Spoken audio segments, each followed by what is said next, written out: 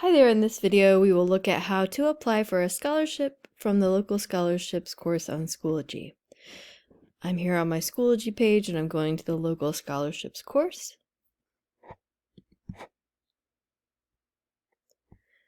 This first little section is important to read. It gives you a nice overview of the whole scholarship process as well as the very important due date for all the scholarships, which is March 31st at 3:45 p.m. In a previous video, we went over how to complete the general application form. So once you looked into that, now you're ready to start deciding which scholarships you're going to apply for. Each of them has slightly different requirements. You can get the short version of what's required right here on this page underneath of the name of the scholarship. It'll tell you what application is required, whether there's an interview, whether it's need-based, and whether or not you need to write an essay. And then if there's any special additional criteria is listed as well. So let's say I thought I would like to fill out the art club scholarship application. If I want more information, I'm going to open the folder by clicking on the name, and then it's going to give me, it kind of looks like a class for school. It's going to have a variety of assignments that I'm going to complete in order to apply for the scholarship. So in this case, I have 3 requirements. I need to submit the general scholarship application, which we went over in the previous video. I need to write and submit an essay. So I'm going to click on this to open it up. And this essay's prompt is what is the most important thing I have learned in an MHS art class. So there's a couple ways you could submit this. If you had typed it up in Word or Pages, if you click submit, you can go ahead and upload that file. If you do it in Pages, make sure you export it as a PDF.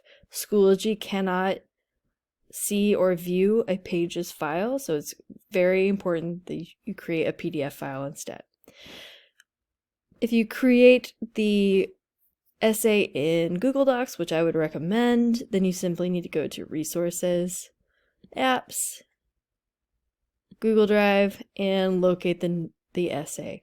Just make sure that you actually name it something organized so that it's easy for you to locate it. You could choose create and type the essay into this box. I would not recommend this. If for some reason the internet glitches out, you might lose all your essay, and I just don't recommend it at all. I would highly recommend doing it in a word processing program like Word, Pages, or Google Docs. Okay, once you have submitted the essay, if it requires one, like in this one, I'm also going to do a digital portfolio. The Art Club Scholarship and the Marymount Arts Association Scholarship both required this digital portfolio. In the past, it was not a digital portfolio, it was a live, like a trifold. There are some instructions about what kinds of things you can include in this portfolio, and they recommend that you use the tool called Google Sites. It's a free website builder. It's pretty intuitive to use and simple.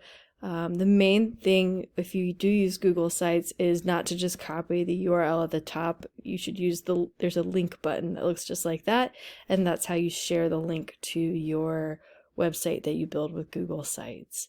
If you have any questions at all about creating a Google site, you can contact me anytime in the library, and I'd be happy to walk you through the steps to do that. All right, let's look at a couple others that are kind of different. You just have to read very carefully because some of them will have, so like the Damien Janigan Memorial Scholarship really doesn't have a lot of requirements. There's no application. The only requirement is an interview. So if you meet the criteria for the scholarship, you just have to complete the Google form that lets us know that you are interested in being interviewed for this scholarship. And then another example of an slightly unusual one is if you go to the Dawn Books Memorial Scholarship, the only requirement is the general application.